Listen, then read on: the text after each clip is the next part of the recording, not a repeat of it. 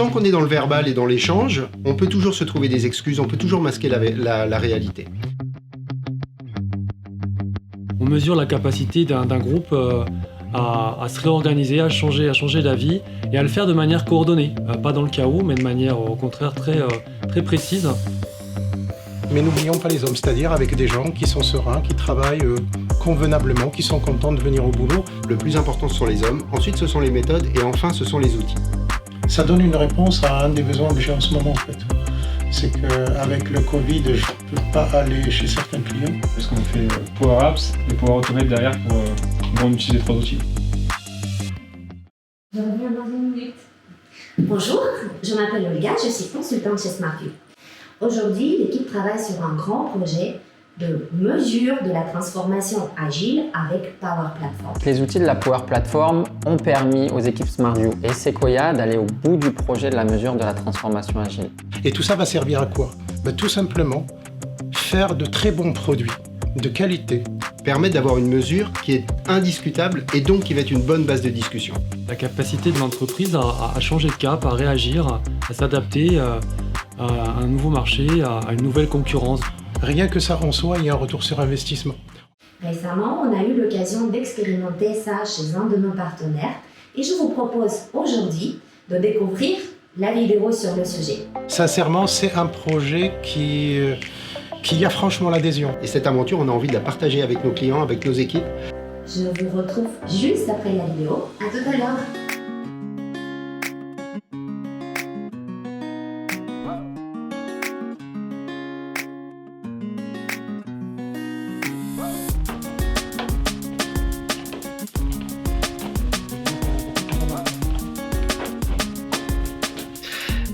Ensuite, il faut que je corrige mes data.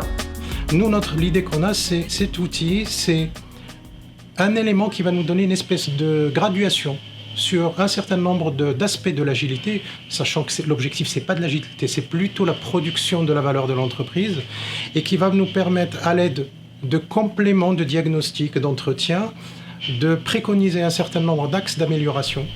J'envoie un truc à Marie-Julie, je te recommande. À bientôt. Donc c'est grosso modo se poser la question de la capacité de l'entreprise à changer de cap, à réagir, à s'adapter à un nouveau marché, à une nouvelle concurrence. Donc en gros, on mesure la capacité d'un groupe à se réorganiser, à changer d'avis et à le faire de manière coordonnée, pas dans le chaos, mais de manière au contraire très précise. Donc voilà, être capable de s'adapter en temps réel à un nouveau contexte. Alors, de par mon expérience, il y a beaucoup de sociétés qui imaginent que c'est l'outil qui va les aider à devenir agiles. Nous, chez SmartView, on pense que le plus important, ce sont les hommes, ensuite ce sont les méthodes et enfin ce sont les outils. Donc on pourrait considérer qu'effectivement, la mesure c'est au niveau de l'outil, donc c'est pas si important que ça. Maintenant, ce que je pense, c'est que l'outil, justement, c'est ça qui va permettre de faire. C'est permettre d'avoir une mesure qui est indiscutable et donc qui va être une bonne base de discussion. L'intérêt de l'outil, c'est qu'il va nous sortir une information et à partir de cette information, on va pouvoir échanger et on va pouvoir envisager l'amélioration. Ça permettra aussi de mesurer cette amélioration et de vérifier qu'on va dans un sens qui est le sens qu'on avait imaginé. C'est que le réalisé, est inférieur à l'engagé. Ok. Tac, j'ai mon image. Et cette aventure, on a envie de la partager avec nos clients, avec nos équipes. Voilà, c'est quelque chose qui me motive particulièrement. On a hâte de voir le résultat. Nous aussi. Yes. Merci messieurs. Merci François. Bon, tu feras un bêtisier aussi, s'il te plaît. J'espère. Moi, je me sens...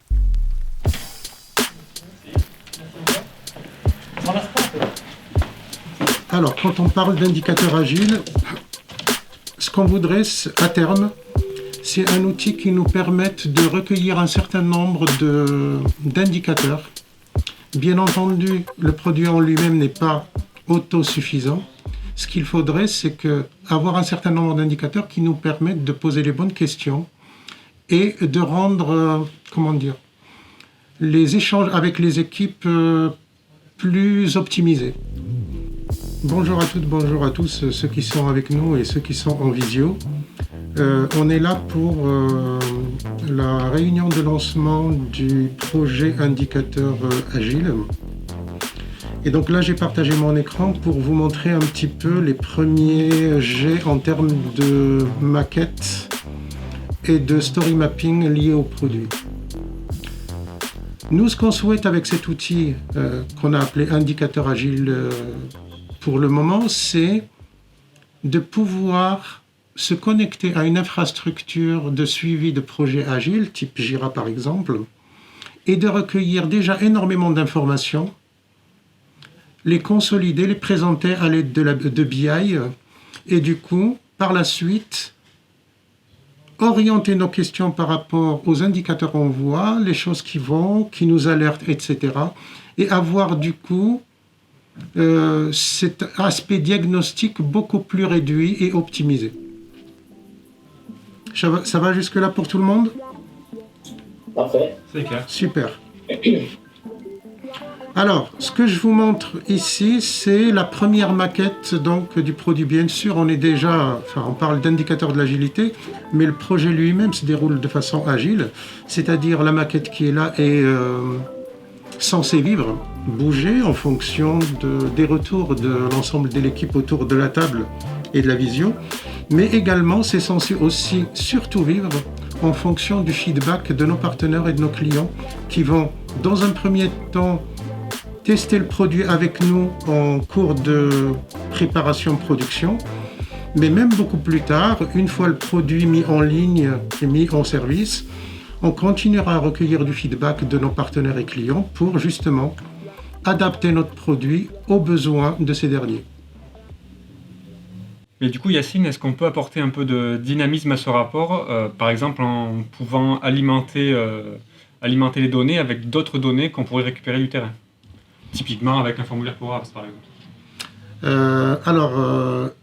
Là, tu tapes pile poil dans ce qu'on souhaiterait mettre dans le produit, si possible dans une première version, mais si c'est trop complexe dans une version future. C'est-à-dire pour nous l'intérêt quand on fait, j'ai parlé au préalable de diagnostic. Et j'ai parlé de ces diagnostics comme étant des choses qu'on déroule en début de transformation agile. Au fait, en réalité, on les déroule effectivement en début de transfo, mais on les déroule de façon périodique tout au long de la transformation, et même au-delà. Le but, c'est quoi? Le but, par exemple, c'est de voir comment, suite à des préconisations qu'on va donner à une équipe, un ensemble d'équipes, une organisation, quel effet vont avoir ces préconisations sur leur quotidien, leur travail, leurs produits, la qualité de leur production, etc. Agile par la plateforme, il n'y a pas vraiment. Et un public de PO, Product Owner, PM, innovation, c'est là prototypage, je pense que ça l'intéresse ce sujet. Écoutez, depuis notre dernière réunion, on a avancé un petit peu sur quelques précisions sur les indicateurs attendus, sur le besoin, etc. Ce qu'il y a eu aussi, c'est qu'on a travaillé sur la constitution de l'équipe. Donc là, normalement, autour de la table, on a toutes les compétences nécessaires dans le cadre de ce projet, à savoir de l'agilité, tout ce qui relève de l'expertise autour d'Atlassian, Jira, etc., de la BI, du Microsoft Power Apps, etc. Donc là, ce que j'aimerais qu'on traite lors de cette réunion, c'est qu'on puisse reprendre notre maquette, la parcourir bloc par bloc, et essayer de vérifier déjà la faisabilité. C'est-à-dire, chacun de vous, par rapport à son expertise, va nous dire si ce qu'on demande dans un indicateur donné ou un ensemble d'indicateurs est faisable. C'est-à-dire, est-ce qu'on a les données, par exemple, dans un Jira, dans une structure de données, etc., etc. Tout ce qui est nombre de releases, nombre de sprints, vélocité, durée des sprints, on peut les trouver directement dans la base de données, dans les tableaux agiles. Et pareil pour la partie BI et Power Apps, là aussi on a besoin de votre regard technique. Je me permets de rebondir tout de suite. Pour toutes les infos qu'on n'a pas, on pourrait éventuellement utiliser Power Apps pour faire de la saisie, soit dans des meetings, Yacine, que tu fais avec les équipes métiers, soit directement par les équipes métiers en toute autonomie. Mais c'est des infos qu'on peut récupérer dans la Power Apps et qui vont venir s'intégrer dans la base qui contiendra les données de Jira. Et donc à terme dans le report. Et donc à terme dans les reports, effectivement. Super. J'ai fait le point avec les équipes agiles qui ont échangé avec le métier, avec Sequoia. Donc il y a quelques questions à identifier et à poser dans une appli a priori pour les récupérer dans la base. Ok. Du coup, ce qu'on peut faire, c'est l'intégrer dans une Power Apps, mettre des champs de texte pour le Product Owner, le Scrum Master, la durée des sprints. On peut même mettre un contrôle pour dire on a un champ de type numérique. La période, on peut faire avec 2 calendriers, dire je vais de telle date à telle date, par exemple. Ou alors faire un nombre de semaines par rapport à la date du jour, etc. Enfin, il y a plusieurs choses qu'on peut faire.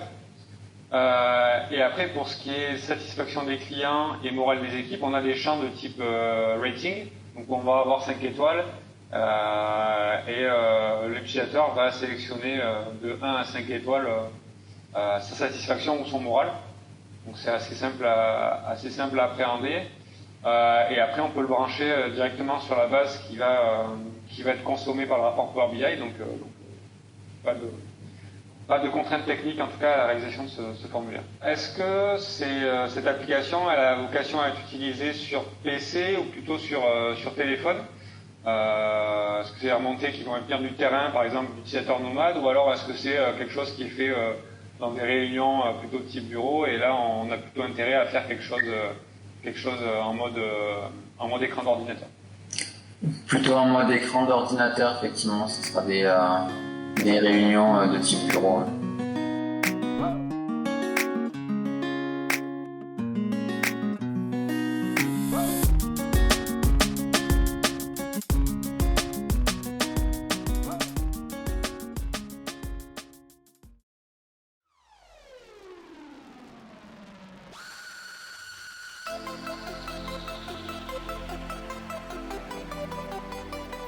Ok, j'ai scindé la maquette en fait en deux pages pour que ça reste lisible en fait pour l'utilisateur final.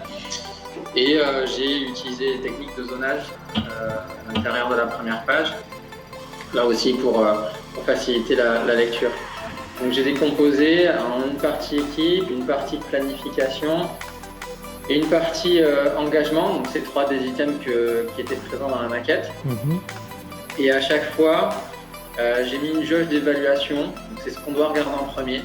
Donc la stabilité de l'équipe, la note, la stabilité moyenne en termes de planif, où j'ai fait un condensé de la stabilité de release et de la stabilité des sprints. Et puis enfin la maîtrise de l'engagement. Donc à chaque fois, tu as la note. Et si tu dépasses 4, c'est en vert. Si tu es en dessous de 4, c'est en jaune. Et si tu es en dessous de... c'est la jauge ici. Et si tu es en dessous de 2, ça bascule en rouge. Ok. Voilà. Et juste en dessous, j'ai intégré les détails demandés. Donc ici, en l'occurrence, le nombre de développeurs par sprint. Donc là, on voit 8 sur... 7 sur n, n-1, 7, n-2, 7, etc. Ce qui nous amène à cette note-là. Et j'ai fait la même chose pour la planification et pour l'engagement. Donc si on prend l'engagement, par exemple, on a un autre type de visuel, on a une maîtrise de l'engagement qui est à 4,5 et on a ici juste en dessous un comparatif du réalisé versus l'engagé. Donc quand la courbe verte est au-dessus de la courbe jaune, c'est que le réalisé, est inférieur à l'engagé. D'accord. Ok. Et à gauche, tu peux jouer avec les filtres. Donc par projet, par exemple. Si tu jongles, on va passer sur le projet VT. Tu as tout ton board qui se met à jour.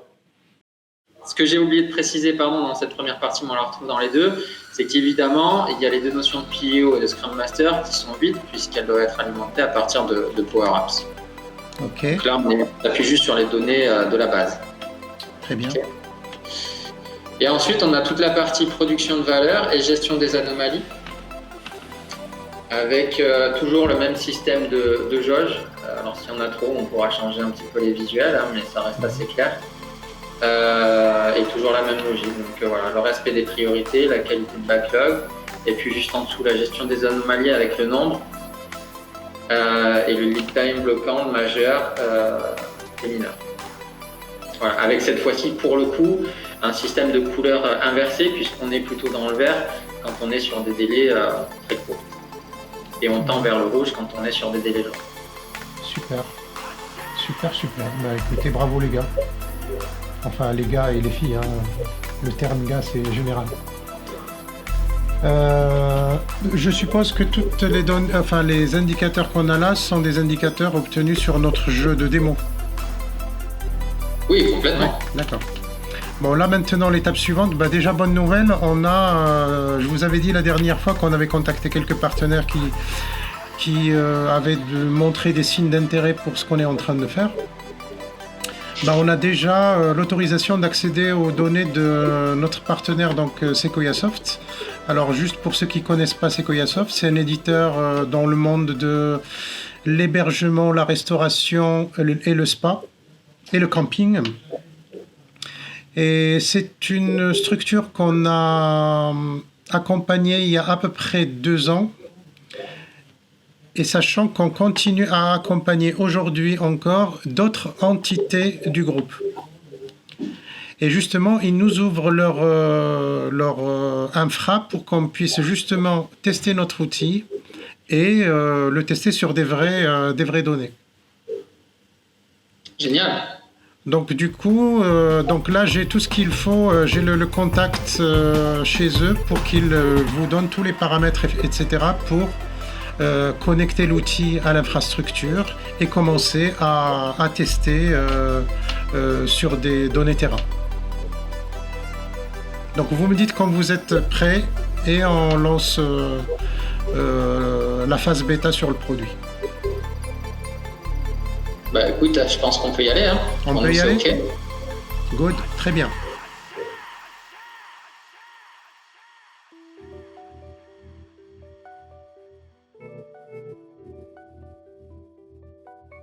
On voudrait vous montrer le fruit de tout ce travail-là qui s'est fait sur les dernières itérations qu'on a fait ensemble. Bonjour à toutes et à tous. Je voudrais tout d'abord vous remercier de nous avoir fait confiance et de nous avoir permis d'accéder à vos données. On voudrait vous montrer le fruit de tout ce travail-là qui s'est fait sur les dernières itérations qu'on a fait ensemble. On va par exemple se rendre compte qu'à cette période-là, on avait de l'instabilité au niveau de l'équipe. Vous le voyez, hein, au niveau des reports à gauche, on a 2 sprints où on a une perte de force de frappe. Alors, à quoi elle est liée ? Bon, là, nous, on le sait parce qu'on vous a accompagné, on connaît l'historique. Hein.